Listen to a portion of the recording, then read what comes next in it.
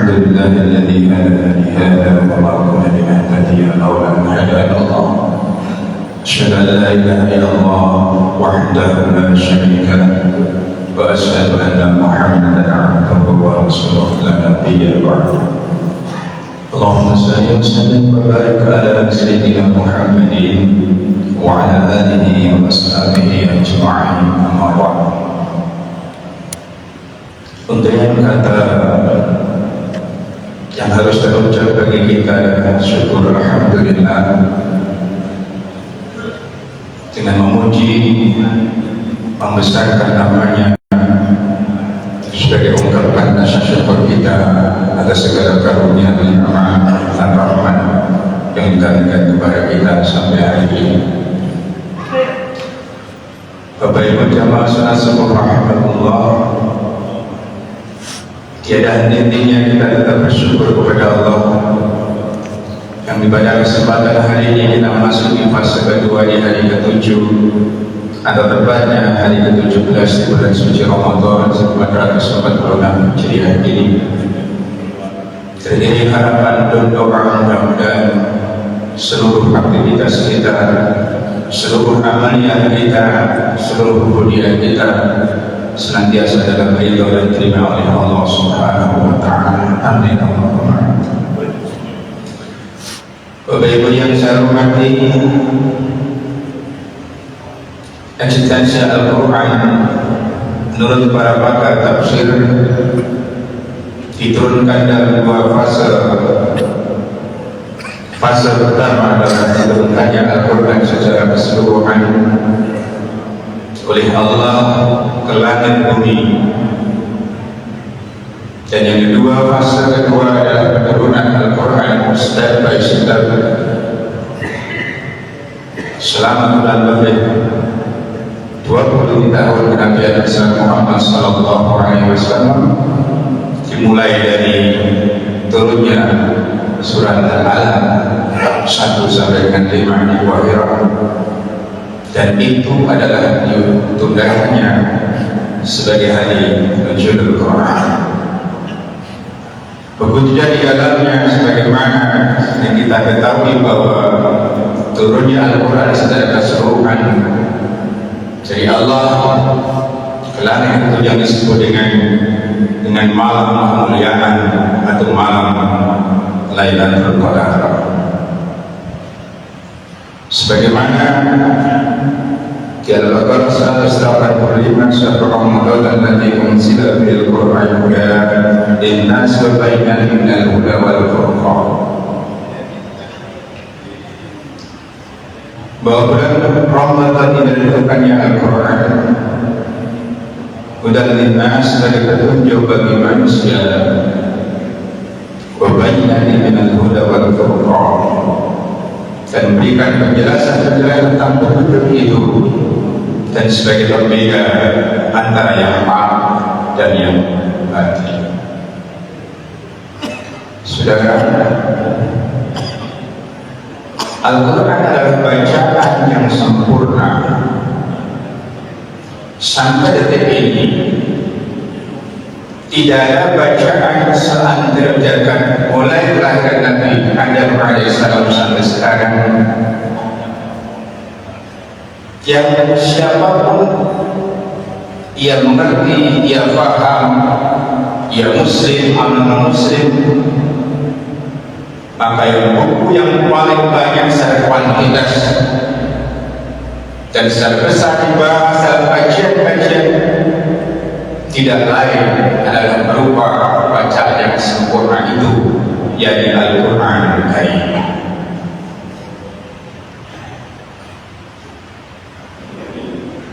Hal ini sering kita lakukan dan kita lakukan bahwa kita sering membaca setiap kali kita baca kaum muslimin, dan mari kita sedang mengerti artinya, tetapi ia berikan antusias itu gairah bagaimana ia membaca yang bernama bacaan yang sempurna itu yang dengan Al-Quran tadi. Begitu juga kemajuan teknologi sekarang Kalau dengan buka di HP Anda dengan untuk bertanya terkait dengan Al-Quran Al-Karim akan terjawab karena kemudahan keterbukaan teknologi, sehingga mengundang seluruh pakar, seluruh ahli profesi seluruh dunia justru berbondong-bondong ada apa dengan Al-Quran, dan selanjutnya tentu menjadi bacaan mereka dalam konteks apakah tujuannya baik atau tidak. Tetapi fakta hari ini, belahan bumi dari sesuatu yang dulu tidak mungkin tergapai oleh Islam sekarang terbuka, dan bahkan berbondong-bondong menjadi mu'alaf, menjadi orang muslim, menjadi Islam karena semata-mata hidayah hudan linas, sebagai petunjuk bagi manusia, siapapun manusianya itu. Saudara berjamaah salat subuh rahmatullah. Yang pertama, sebagai komitmen kita seorang muslim terhadap bacaan yang sempurna itu atau terhadap Al-Quran itu, yang pertama adalah mengimani Al-Quran, mempercayai eksistensi Al-Quran sebagai kitab Allah, sebagai kalam Allah yang diturunkan oleh Allah lewat Rasulnya yang terakhir Muhammad sallallahu alaihi wasallam sebagai petunjuk, sebagai arah untuk menuju kehidupan kita dalam segala aspek. Maka sebagaimana yang akan kita ini bahwa arkanul Islam, arkanul iman itu salah satunya, yang ketiga adalah beriman kepada kitab Allah, salah satunya yang terakhir adalah Al-Quranul Karim. Maka bagi seorang muslim sebuah keniscayaan untuk mengimani kebenaran eksistensi Al-Quran itu sendiri.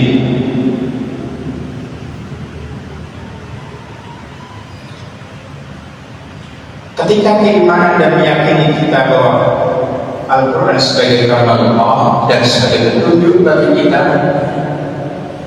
yang memberikan arahan bagi kehidupan kita, yang kedua setelah itu adalah mengilmui Al-Quran.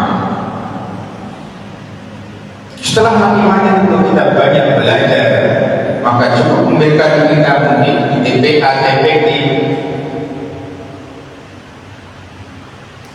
itu dari sekitar sebuah bacaan saja. Berlanjut yang berikutnya adalah pemahaman kita tentang apa yang kita baca itu, sehingga tumbuh berkembang kemudian kajian keislaman, pengajian bagi para kiai, para dai, begitu juga dengan Allah bidang bagi kita untuk belajar tafsir dan jemaah Al-Quran, yang semata-mata adalah komitmen kita yang kedua adalah mengilmui dan sekaligus bagaimana kita memberikan pemahaman apa yang masuk dengan arahan yang kita baca, apa yang Allah kehendaki dari kitab itu.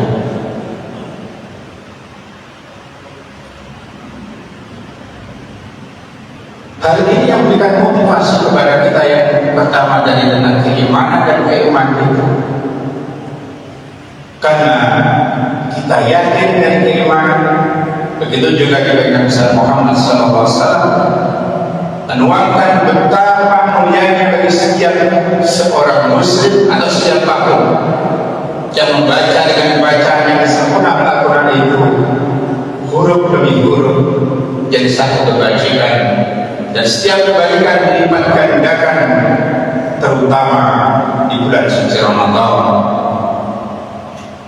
Apakah ia tahu artinya atau tidak? Maka setiap bacaan alif, kata Nabi, alif lam mim, jangan mengira alif lam itu satu, tapi ada tiga alif lam dan mim. Jadi tiga kebaikan dikalikan 10 dan lipat gandakan manakala kita berada dalam posisi bulan suci Ramadan. Komitmen yang kedua dengan pemahaman Al-Quran, dengan bagaimana kita belajar kepada orang lain atau autodidak sekalipun, maka baru ditingkatkan dengan 3 dan menjadi arahan bagi Allah dan Rasulnya sebagai hudan linnas dan huda wal furqan. Tadi adalah bagaimana kita mengamalkan isi dari Al-Quran Al-Karim. Mungkin kita sering menyetir dan mungkin panjenengan lihat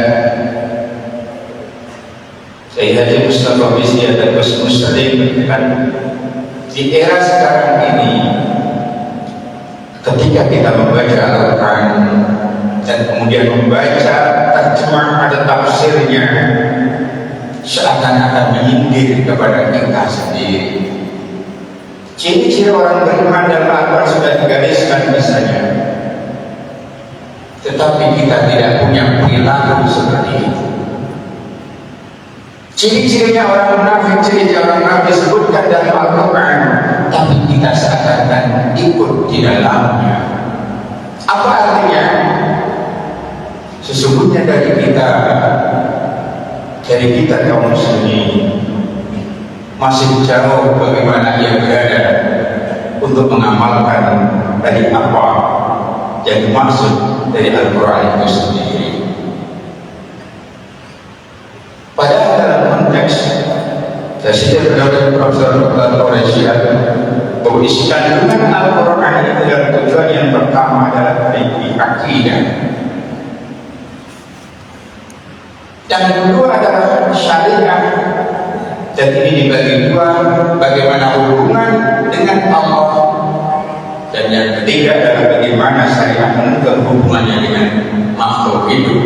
Hanya tidak terjadi pada manusia saja, tapi bagaimana dengan lingkungan kita, dengan hewan kita, dengan tumbuhan kita sudah diatur demikian rupa sebagai pedoman dan petunjuk bagi kita sebagai bacaan yang sempurna dan sebagai kitab penutup sampai dengan akhir zaman. Maka tentu ini menjadi bagian penting dari kita bersama. Anak-anak kita, keluarga kita, sudahkah kita sudah bisa menjalankan pemahaman kita dengan Al-Quran dalam kehidupan sehari-hari? Sekali lagi, tidak hanya terbatas hubungan kita dengan Allah, tapi dengan bersama. Sebagai contoh misalnya, jika Al-Quran tak menguraikan tentang bagaimana setiap pribadi kita dituntut menjaga lingkungan kita, tapi mari kita tanyakan kepada kita tentang perilaku kita. Sudah tepatkah kita menjaga lingkungan kita? Berapa banyak di antara kita yang mungkin dengan gampang membuang sampah di sungai sebelah sini? Berapa banyak di antara kita kaum muslim yang enggan lingkungannya sendiri bersih? Padahal Islam mengajarkan, bukan mengajarkan tentang nilai kesucian, nilai kebersihan. Begitu juga bagaimana kita perilaku kita terhadap di luar manusia dengan hewan misalnya. Maka ini menjadi perhatian kita bersama, sehingga antara Islam dan Muslim adalah hal yang berbeda. Sekali lagi, Islam dan Muslim adalah hal yang berbeda. Islam jelas benar, tapi Muslim belum tentu benar. Maka kemudian perkembangan dunia sekarang, para mu'alaf itu dulu mereka betul-betul mencemooh tentang Islam karena yang dilihat adalah Muslim itu sendiri, dan dilihat adalah perilaku kita, bukan Al-Quran Karim maupun Sunnah ketiga atau hadis Nabi Muhammad SAW secara tekstual. Misalnya mereka memandang terorisme itu adalah bagian ajaran kita, karena yang dilihat adalah Muslim, perilaku tentang Islam sendiri. Tapi sesungguhnya terorisme, misalnya kekerasan, tidak pernah diajarkan dalam Al-Quran maupun hadis Nabi Muhammad SAW. Maka sekarang secara Sehingga bukan estimasi 2050 maka Islam sebagai agama sudah akan menjadi mayoritas di dunia. Dan perkembangan Islam di belahan dunia sana terus berkembang dan terus kebaikan bagi kita semua. Sudah berjamaah salat subuh rahimahullah. Dan yang terakhir, komitmen yang terakhir setelah kita mengamalkan syariat adalah bagaimana kita mendakwahkan Al-Quran. Lagi-lagi dakwah ini bukan dengan qaul saja, tapi dengan fikih itu lebih baik, dengan perbuatan itu baik. Mohon maaf, kita berikan contoh kepada tetangga, kepada non-muslim, mungkin sekali bagi siapapun. Dengan dakwah dengan qaul kita 1000 kali kita ucapkan, tetapi perilaku kita tidak sama, maka tentu menjadi bagian yang tidak pernah dipercaya oleh umat. Tetapi jika qaul kita sama dengan perbuatan yang kita lakukan, tentu ini adalah umat dakwah kita yang sebenarnya. Maka kemudian wal takum minkum ummatun yad'una ilal khairi wa ya'muruna bil ma'ruf wa yanhauna 'anil munkar. Hendaklah sebagian dari kamu menjadi juru dakwah, menyeru kebaikan dan mencegah kemungkaran itu. Tentu kita tidak semua dianjurkan begitu. Tapi yang paling penting adalah bagaimana kita memperlakukan dakwah itu dengan perilaku kita sendiri. Panjenengan berjalan ke masjid, dari rumah ke masjid, ada yang tidak pantas di jalan panjenengan ambil, karena khawatir bisa menyusahkan orang lain. Itu dakwah yang nyata.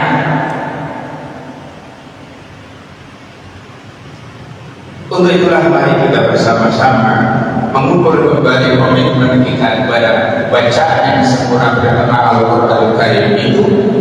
Sudah sampai pada hal-hal mana kita mengimani Al-Quran, mengilmui Al-Quran dan memahaminya, kemudian mengamalkan Al-Quran, dan yang terakhir adalah bagaimana kita mampu memberikan teladan mendakwahkan dari isi Al-Quran berupa perilaku kita terutama, dan jika sebagian dari kita mampu menjadi lakukan dengan qaul.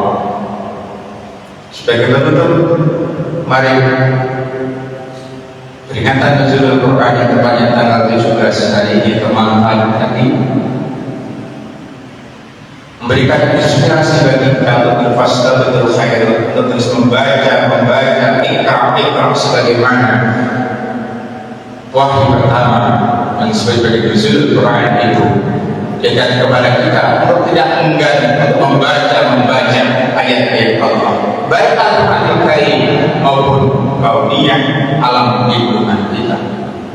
Yang kedua, tentu berharap kita turunnya Al-Quran sekali memberikan inspirasi kita memasuki fase ketiga di bulan Syawal tanggal 21, yang disitulah diprediksikan bahwa malam kemuliaan itu akan menghampiri hamba-hamba Allah dan ingin menanti, mencari untuk ketemu dengan malam kemuliaan itu.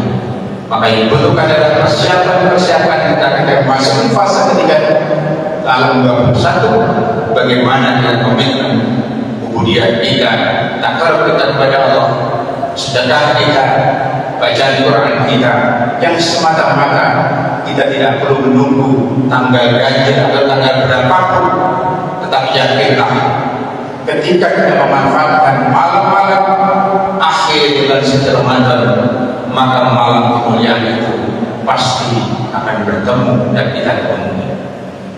Sebagai bentuk sekali lagi, mudah-mudahan Allah Subhanahu wa Ta'ala memberikan kenikmatan bersehat kita untuk terus bisa melakukan syiar Ramadan sampai sempurna. Dan yang kedua, mohon kepada Allah mudah-mudahan kita diberikan pemahaman terhadap Al-Quran secara baik dan benar, dan dapat mengimplementasikan dalam kehidupan sehari-hari. Dan mudah-mudahan Ramadan ini kita bersama-sama bisa menyambut dan sekaligus ditempi dengan malam kemuliaan itu. Terima kasih. Al-Hadiyah Al-Fatihah.